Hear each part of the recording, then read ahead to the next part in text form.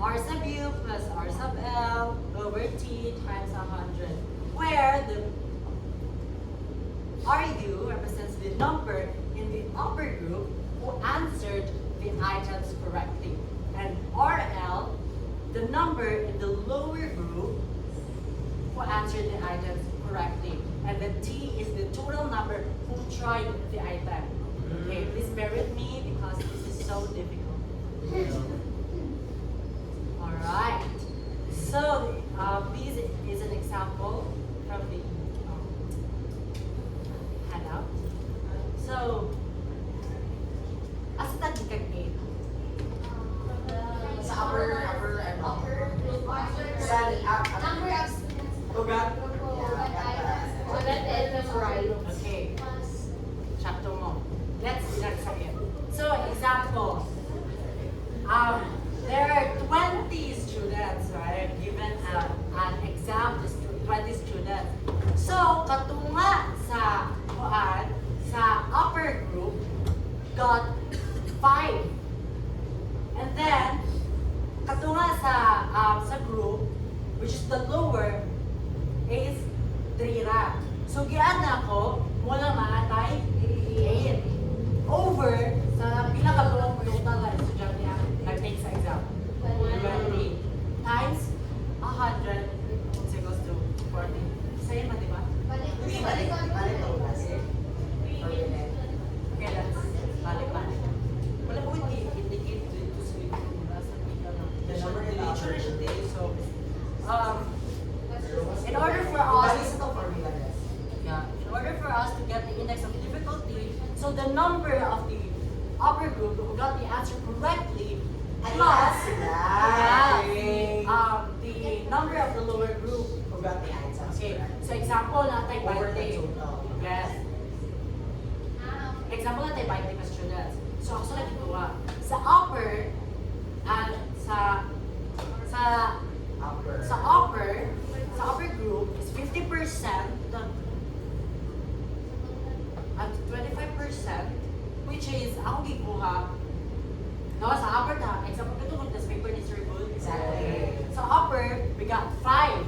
5 ang naka-answer nila. And then, sa lower group is 3.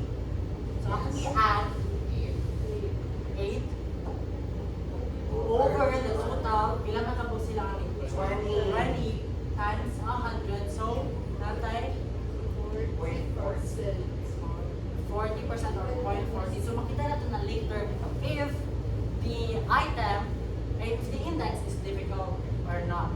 Pero mag-proceed sa taning next. Okay, para mausa na nato.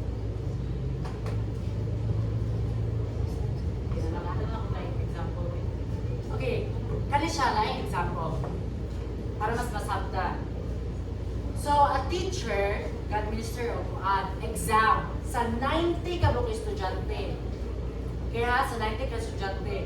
Pero akong gikuha is 25 ra sa taas at higher ay upper group than 25 sa lower group. Okay, percent. So meaning, ang retake sa exam, ang retake sa exam na akong gamiton is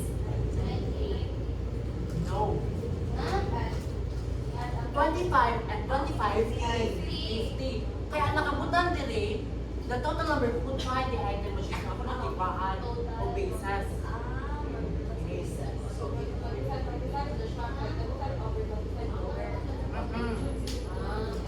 times 100 is 40. Ito iba, patayin sa natin. Magkaroon na siya nun. Now the smaller the percentage figure, the more difficult the item is that. So, later as that. Now, he provides a book. This one is wrong, so I'm going to search about it.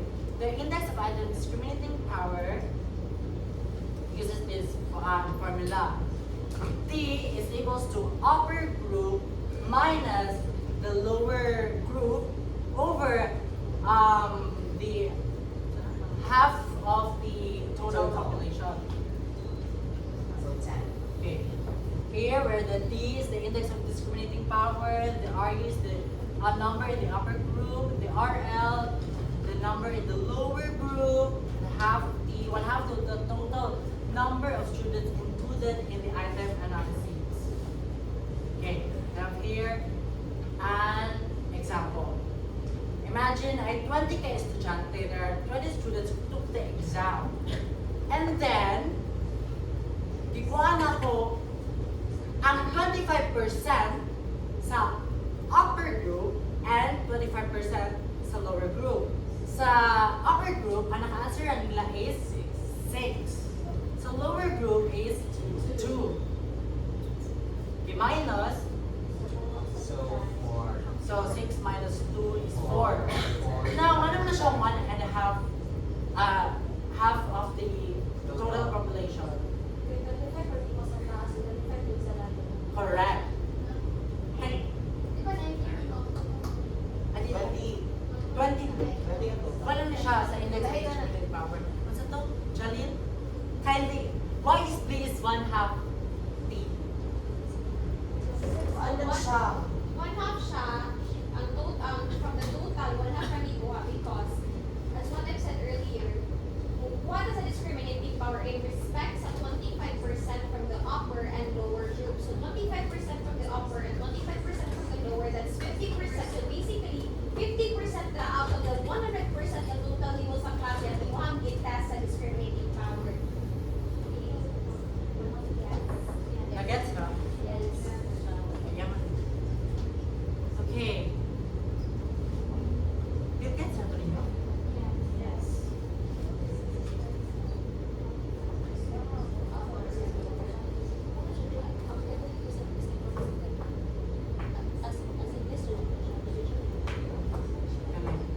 So, ang first na ako nakuha is the 0.40%. Ay, 0.40. So, the 0.40. Let us see if the item is very difficult, moderately difficult, very easy. So first example, I have provided 40%. So the 40% is moderately difficult.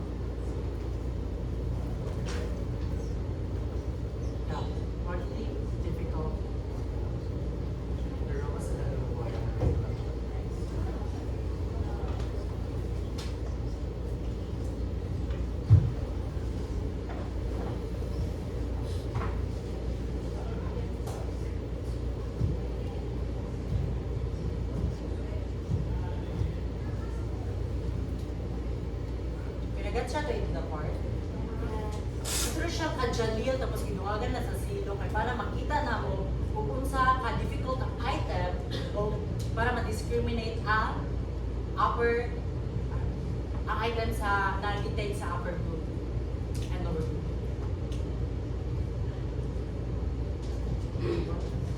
Okay, for classrooms achievement tests, most tests constructors desire items with indices of difficulty not lower than 20%, not lower than 20, nor higher than 80, but an average between 30 or 40 to the maximum of 60.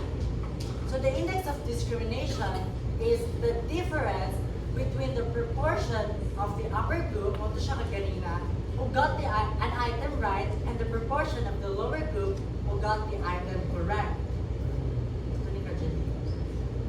Okay. Now we have the more sophisticated discrimination index. So item discrimination refers to the ability of an item to differentiate among students on the basis of how well they know the material being tested. So the discriminating power of a test item tells you how well it distinguishes between students who knows the materials, the higher and the lower. So the various hand calculation procedures have traditionally been used to compare item responses to total test scores using high and low scoring groups of students. But we have a contrast to this one, which is the computerized analysis, because it is more accurate, generally accurate, as assessment of the discrimination power of items because they take into account all the responses of the students, not just the higher and the lower groups. Okay. So I have here two sources of item discrimination. So according to Crocker, kindly read. Item discrimination refers to how well a test item distinguishes between examinees with high and low total test scores. It indicates whether those who perform well on the overall test also tend to answer the item correctly. Okay. Same man na siya o pagsabot sa item discrimination tanan. Next, kindly read.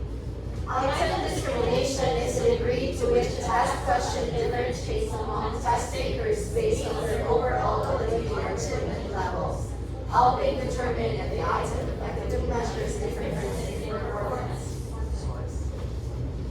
Okay.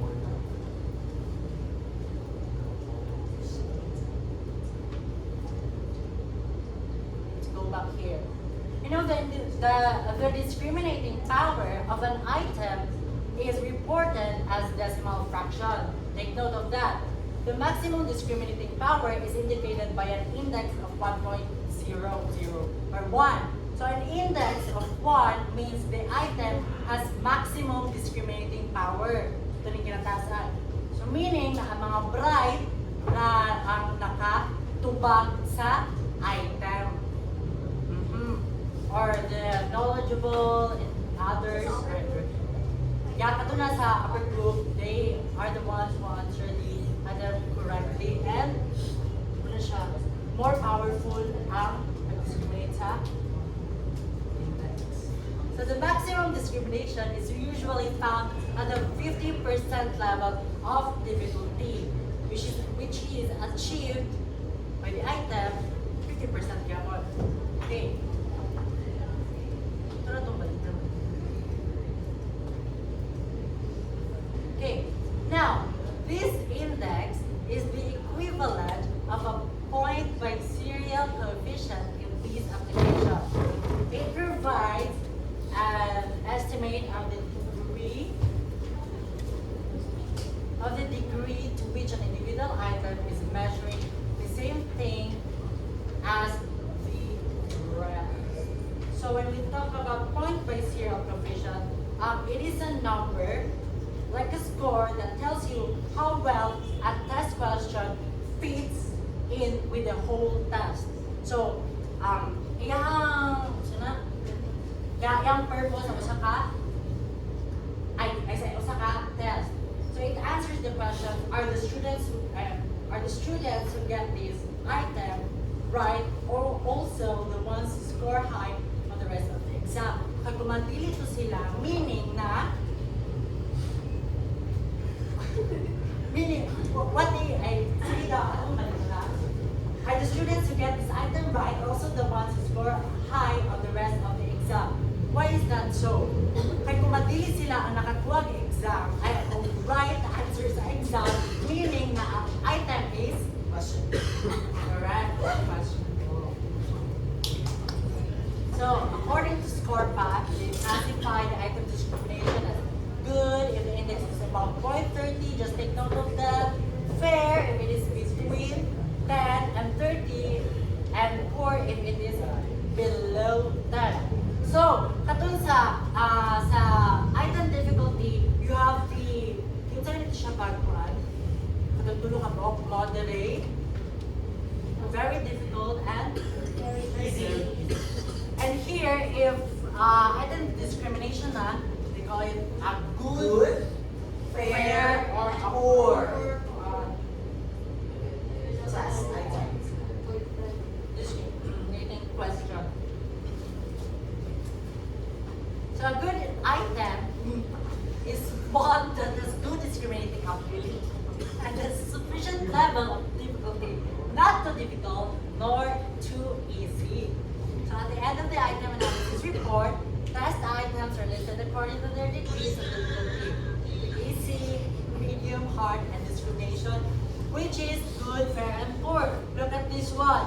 The tama, degrees of difficulty, and the discrimination, good, fair, and poor. So, let us go back. Let us go back atong the item difficulty. I-test na mo. Let us test if naka-memorize ba mo sa kuan sa formula. Kaya ato yung test, I will give an example so that you will understand more about this book. Okay. Okay ha? So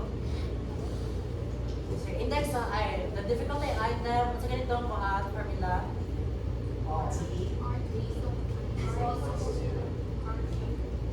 D is equals to R sub U plus R sub L over T, the total number of students, times 100. Okay. So I have an example. Other example. So my professor give of 90 a final exam to 90 students. For item analysis, she uses the top 25 students as the upper group and the bottom 25 students as the lower group. Kindly take note. Okay. So 10 students in the upper group, may buta. 10 students in the upper group got it right. And the lower group, pila ka buko, tulo na ka buko. So pila ka ha, ay unsa ka ang item difficulty. Hadi na guys? Yeah. So sa 90 students, you have 90 students. So, nakuha ko top ay 25 students from the upper group and 25 students in the lower group. So, sa upper part, sa upper group, naa sila 10 kabuok na nakuha answer. So, sa lower group, naray 3 kabuok. Unsa ka yung index of difficulty?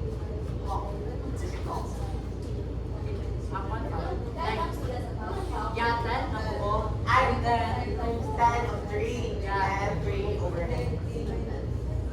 13 over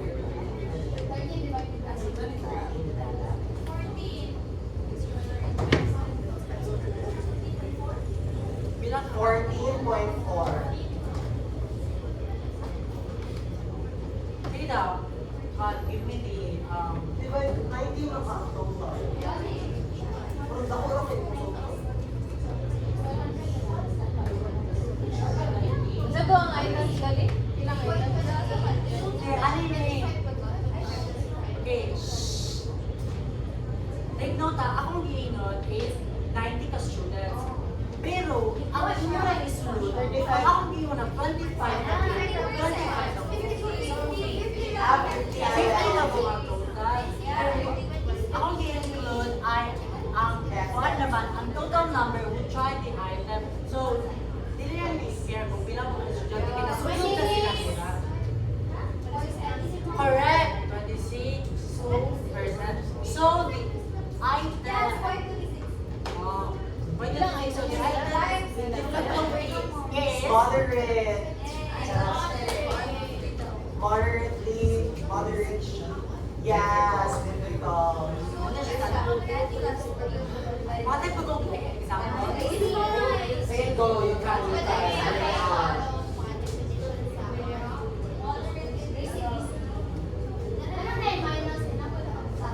Ay kani siya, wala ni siya labot, kailan sa libro sa'yo, ni sa labot. O minus ni siya dapat, kay difference kaya. Minus dapat. Lisa, ako na. Wait lang. Index of difficulty niya. Already plus RL. Okay, ako binagsama pa. So, wait, minus. Grade 1 siya. 14. Plus RL. Hindi na ito sa discriminating ano po. Listen again. Okay ha? Index of difficulty is addition. Oh. Difficulty, RU plus RL over T. Na. Then sa discrimination is delete na siya. Minus na sila. So hindi muna siya nasa libro. So muna siya ang sakto. Okay, another example sa index of difficulty Example, there are 100 kabuo. Ay, 100 students kabuo. Sir, 130. okay. Then, 25 gapon. Okay, sige. Dapat 25 dire. Okay, para. Then, yeah. Ang naka-answer na dire is 15, and dire sa silong is 7. Okay, pila. Yeah, kani ang gamiton. Kaya looking for the index of the good difference. 44. Correct. Which means the item is Moderately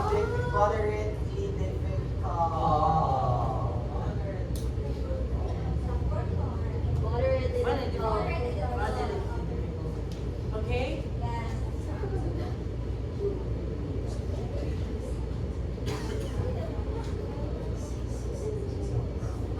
Kanana sa book, wala siya sa iyo kung siya ang nasa book. Marami. Kuha na. Kayo, asa madami nag-skip? Okay. Now, let's move on sa pikas kanin sa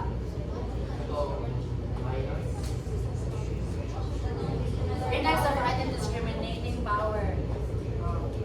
Kani ato na i-try. So, na 50 item na test naghihatag sa 60 kabuk na estudyante. Ang teacher nag-take of top 16 students, then top 16 po dili sa photo. Sa na 14 kabuk na nakakuha dili sa high scorers, and 4 dili sa low scorers. Sa upper is 16 kabuk. Okay, balik ha. So there are 50 item tests given to a 60 student. Ang ganang total sa lalong is total items for the Total our students half. So we have 50 item tests. And then, ang gikuha na sa teacher by 16 kabuk dili o 16 kabuk dili. Ang naka-answer dili sa taas kay kuha ka buhok 14. And dili sa silong is 4. Now, how can we discriminate the index power? 0.625.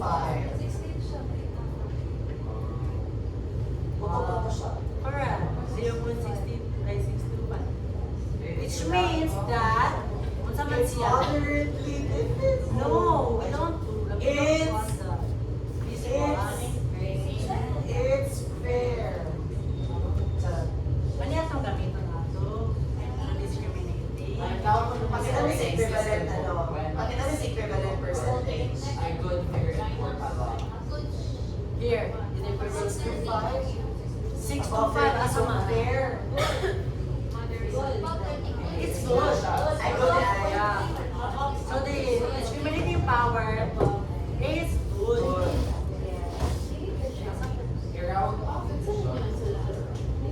No. Hindi mo na makakita. That's it. Index output item with discriminating power. Okay, balik. Okay. Let me repeat it. Wait.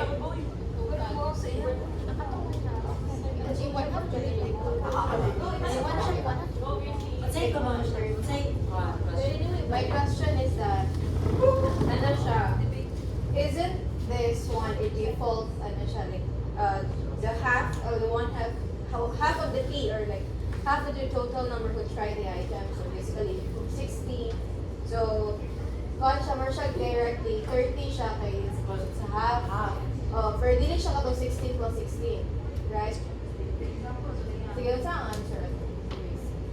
It's 625. 0.625. Over 16 siya. 30 siya. 32. Ay. 32. 16 minus 40. Bali na lang. 60 plus. Hindi. ang ganun din. So, Diba pag sa 1 taas, half, kay 16, then sa lower kay 16. Ang iyan din ay 16 ang nakuha sa upper group. Ang nakuha sa upper group din ay 14. Ang nakuha sa lower group ay 4. So 10 na nagkakabay. 16 ang nakuha sa taas. 16 ang nakuha sa taas. Okay, ano na sa So 10 na. So, 52 kahit na lang di ba? So, akong gikuha is 16 na din sa upper group. 16 dire. So, ako sila yung total 32. Pero half mas 32 kay ga. Okay, kakuan man siya. Present naman siya dili sa katunga sa tunga nila. Sa sila. So ang sa taas, ang sa RU 14. Yung ano ba ang nakuha sa 16 sa upper group is 14. Dili ang Ang nakuha sa RL is 4. So minus 10 na lang. So 10 divided by 16. 0.65. Oo. Which is Good. Which is good. Kana. You want another example or? Sure, sure. Don't challenge me. Another example. Kayo man all groups must join now this posted on 7:16 p.m.